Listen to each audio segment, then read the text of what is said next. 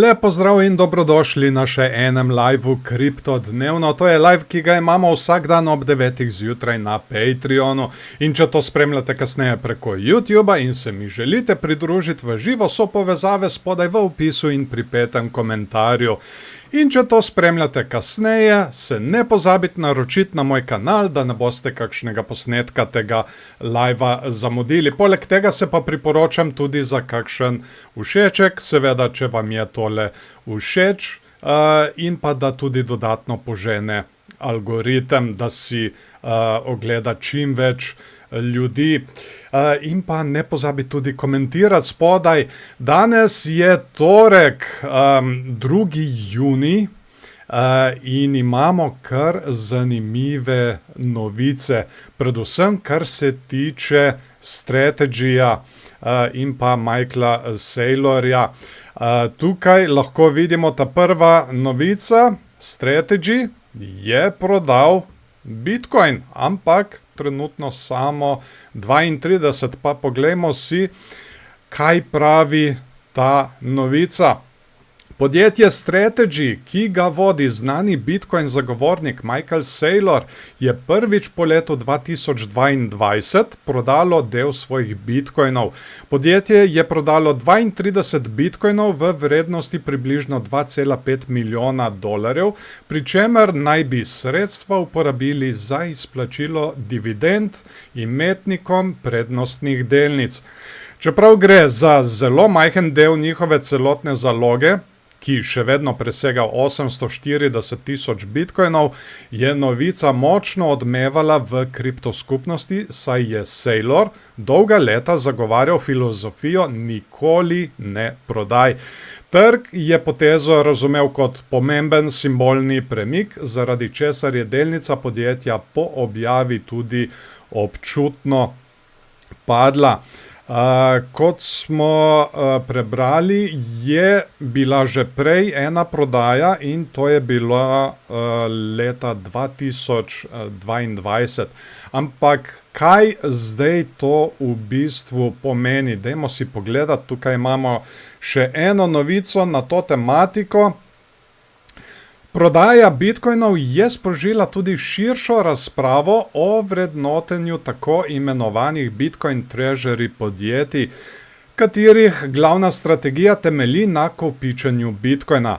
Analitiki opozarjajo, da je bil velik del premije pri vrednotenju podjetja Strategy povezan prav s prepričanjem vlagateljev, da podjetje svojih bitcoinov nikoli ne bo prodajalo.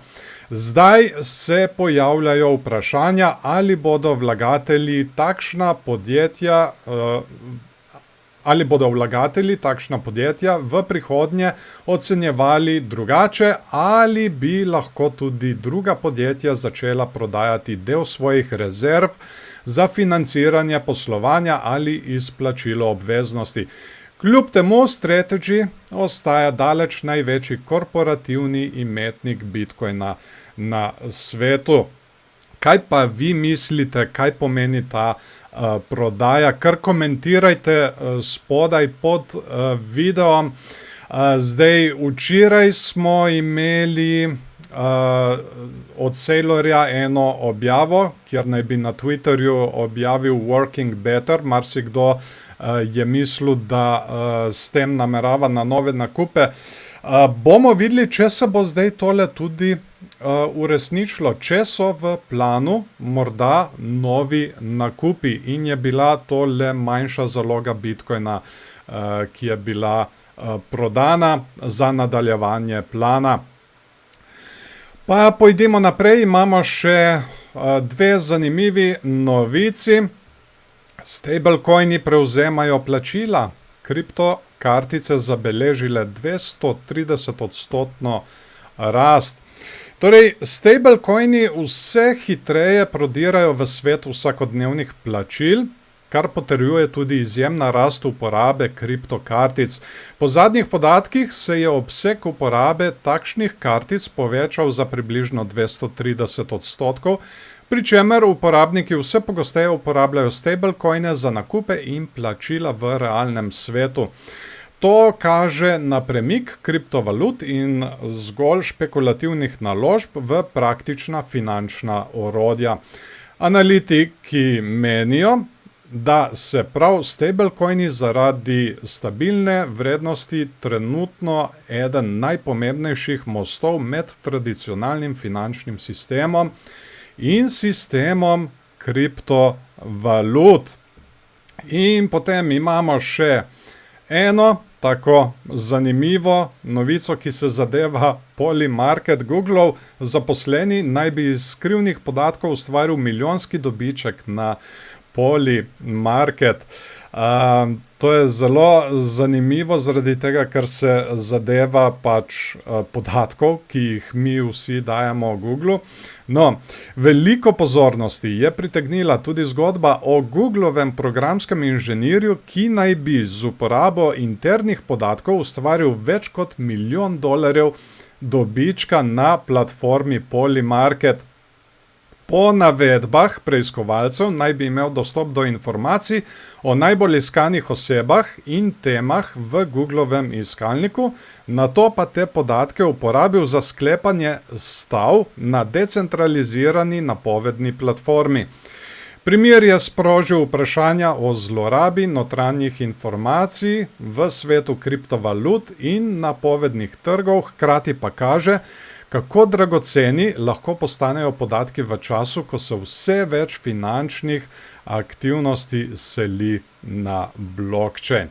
Ok, toliko, kar se tiče novic za danes. Dajmo si zdaj pogledati še tehnično, kako kaj kaže tukaj Bitcoinu in Ethereumu. Ja, lahko vidimo. Včeraj sem se jaz nagibal bolj na padec in zdaj se je to dejansko tudi izvršilo. Mi smo kar padali tukaj še naprej dol. Kaj sem še predvsem izpostavil? Tukaj so se začele stave narast in glede na to, da imamo padajoči trend, je bilo seveda za predvideti, da bomo mi padali še naprej dol. Včeraj smo bili nekje v tej konsolidaciji. Izpostavil sem tudi to, da se gre tukaj za popravek, zaradi tega, ker se vali telekonsolidacije prekrivajo, kot lahko vidimo. Niso eden nad drugim, ampak posegajo v prejšnje.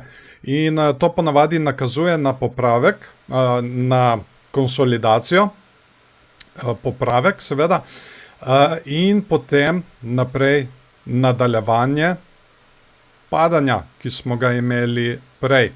To zdaj gledamo 15-minutni časovni interval, še vedno padamo naprej. In poglejte to, spet so se začele nabirati stave na rast in to lahko zdaj namiguje na nadaljevanje padanja. Sicer Bitcoin se je v zadnjem času začel obračati malo navzdol, tako da bomo vsekakor spremljali še naprej tole situacijo, kako se bo vse skupaj izvršilo. Tukaj imamo zdaj še 4-urni časovni interval. Zagotovo se zelo dobro spomnite, kaj smo mi tukaj spremljali. Tole dvojno dno, njegovo neckline mejo, in tukaj sem vedno opozarjal, če izgubimo tole neckline mejo, bodo biki zelo hudo kaznovani. In poglejte, kaj se je zdaj zgodilo. Mi smo tole mejo izgubili. To je zdaj čisto izgubljeno. Tako da je zdaj tudi večja možnost, da gremo mi obiskati tukaj tole likvidnostno območje, ki imamo označenega že kar nekaj časa. In to je na 65.600 tam nekje. Tudi na 4-urnem časovnem intervalu je zelo lepo vidno, kje so ljudje stavili na rast. Tukaj, točno na tem dnu. in seveda smo mi šli tudi tole pobirati in zdaj se spet počasi obračamo navzgor. Bomo videli, če bomo prišli spet v prenakupljeno območje, potem bi lahko bil tole tudi znak, da bomo pač tudi na 4-urnem časovnem intervalu nadaljevali s padanjem. In kot sem že omenil, likvidnostno območje za pobrat v tem primeru, v medvedjem primeru, bi bilo 65 000, ker tukaj je ogromno ljudi stavilo na rast. Če se pa zdaj obrnemo, tole bi še izpostavil, mi padamo po tej trend liniji. Zelo, zelo lepo jo spoštujemo. Ja, treba bo zdaj tudi tukaj gledati, če jo bomo slučajno izgubili, ali pa če bomo mi dobili odboj. Kar se tiče divergence, ja, lahko bi rekli, da se nam morda dela kakšna bikovska divergenca, če nismo preveč dlakocepni. Lahko rečemo, da imamo ista dna tukaj pri RSI-ju, medtem ko tukaj pri gibanju cene imamo vedno nižja dna.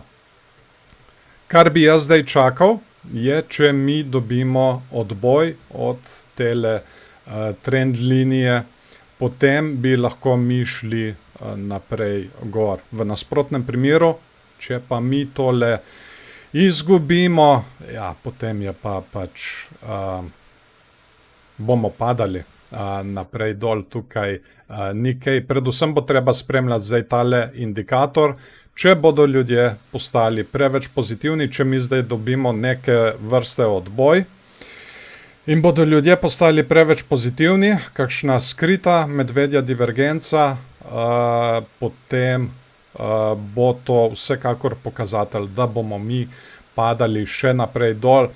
Poglejmo si zdaj še likvidacijske cone tukaj na tem grafu. Tukaj je situacija še vedno ista. Naštimal sem na 2 tedna. Spodaj nimamo več nekih likvidnostnih območij. Praktično vse smo pobrali. Imamo jih pa zgoraj. In meje so 74 500 tam nekje in pa seveda tale ta glavna na 78 500. Tako da, če pridemo, če mi zdaj naredimo kakšen preobrat, imamo mi tukaj označeno tudi 74 500 in pa 78 500 bi mi lahko šli tole pobirati, ampak najprej je treba počakati tukaj, če bomo mi dobili kakšen odboj. In potem poglejmo si zdaj še Ethereum, tukaj na 15-minutnem časovnem intervalu, lahko vidimo, smo čisto pobrali tole likvidnostno območje, tako da tole bomo dali zdaj stran, tole je pobrano. In tukaj je spet ogromno nekih stav na rast, tako da se nam je v bistvu naredilo novo likvidnostno območje na meji tam nekje 1966 in ja, možno je, da ga imamo tudi tukaj spodaj na okoli 1950, tako da če bomo mi nadaljevali s padanjem, sta ti dve likvidnostni območji ta prvi, ki bi ju lahko šli pobirati.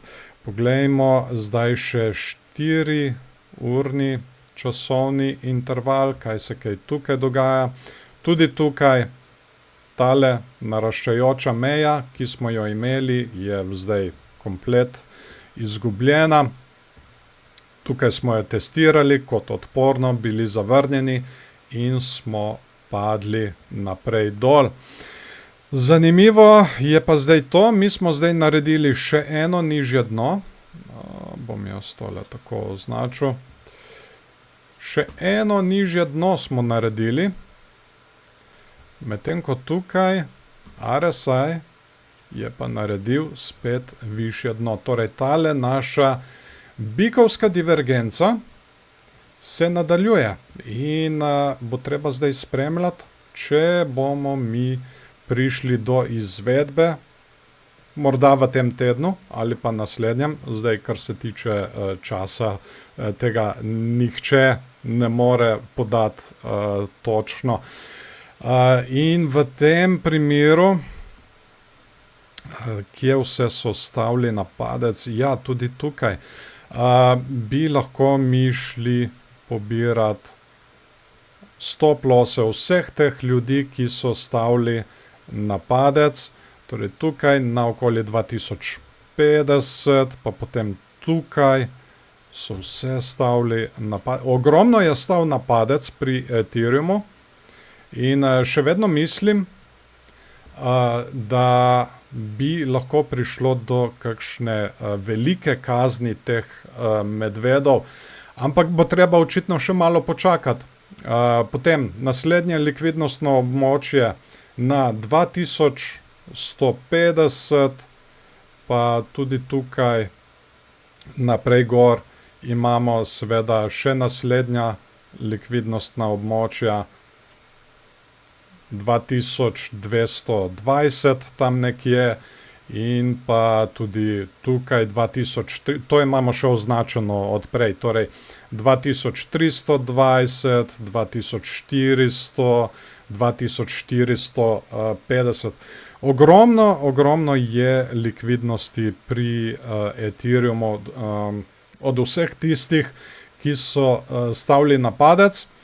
Ampak, kot sem že rekel, tukaj imamo tale trend navzdol, tako da kadarkoli imamo trend navzdol in preko tega indikatorja pridemo v prekupljeno območje, to pomeni, da bomo mi nadaljevali s padanjem. Ampak seveda bomo mi vse to spremljali še naprej. Če bo karkoli novega, če bo karkoli zanimivega, bom seveda še dodatno objavljal preko Patreona, tako da če se mi želite pridružiti tudi tam, kot sem že rekel, so povezave spodaj v opisu in pri 5. komentarju.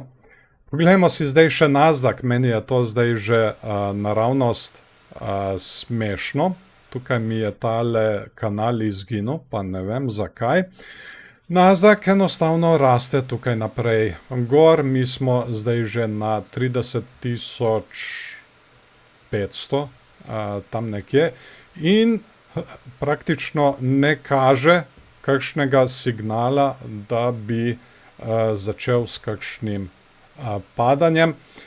Je pa tukaj še vedno v igri tale medvedja divergenca, ki sem jo že večkrat izpostavil.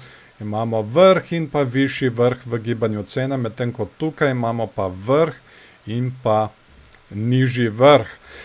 Seveda to bi bilo izničeno, če mi slučajno pri RSI-ju naredimo kakšen višji vrh, ampak trenutno je bolj malo verjetno. Zdaj, kot sem že večkrat poudaril, če pride do popravka pri Nasdaqu ali pri delniškem trgu nasploh, bi to lahko pomenilo pravo katastrofo, kar se tiče kriptovalut. Tukaj sem izpostavil tole trend linijo, jo moram spet začrtati, ker mi jo je izbrisalo. Torej, mi smo tole presekali, smo že prišli nazaj dol do nje, naredili kot neke vrste popravek in potem odboj in rast naprej gor. Bomo videli zdaj. Sicer, če se bo rast še nadaljevala, bi to lahko bil dober znak tudi za kriptovalute. Če pa pride do popravka, vse dol do tele trend linije, ki smo jo presekali, če jo gremo spet testirati, bi pa to lahko bila katastrofa za kriptovalute. Ampak kakorkoli že, kot sem rekel, mi bomo tole spremljali še naprej, tako da ne se pozabiti naročiti na moj kanal, da ne boste kakšnega posnetka tega live zamudili. Priporočam se tudi za kakšen všeček, če vam je tole všeč, in pa da tudi požene algoritem. Pa tudi komentirajte spodaj, kaj si mislite o teh novicah, kaj si mislite o tehnični analizi. Mislite morda, da bomo šli še naprej dol, ali mislite, da bomo mi prišli končno do kakšnega preobrata, da se bo to dogajanje iz delniških trgov morda končno prelilo tudi na kriptotrge. Kar napišite svoje mnenje spodaj. In tako, to bo tudi to za danes. Jaz vam želim en lep dan še naprej in se vidimo ponovno jutri zjutraj ob 9. Čau, čau.